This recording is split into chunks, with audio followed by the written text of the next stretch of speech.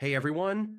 In this video, I'll show you how to build real-time dashboards in Looker Studio, step-by-step, beginner-friendly, and fully updated for 2026. If you want live data updates without refreshing spreadsheets all day, yeah, this is exactly what you need. First, understand one key thing.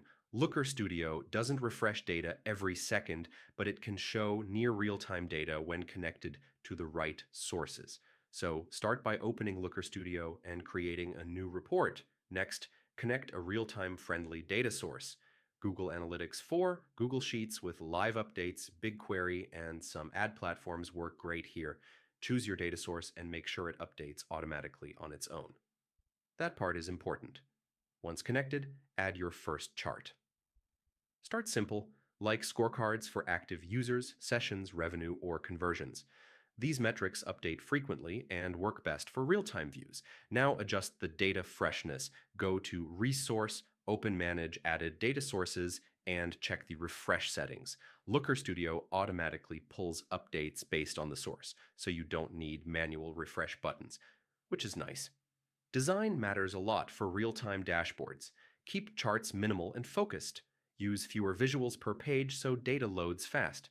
Real-time dashboards should be clean, not crowded.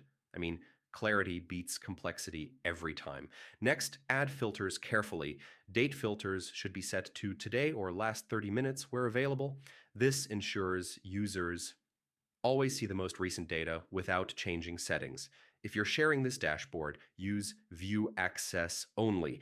That prevents users from editing charts or disrupting live data views. Finally, test everything. Open the report in an incognito window and watch how numbers update over time.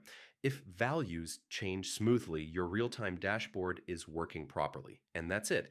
By choosing the right data source, using live metrics, clean layouts, and smart filters, you can build powerful real-time dashboards in Looker Studio.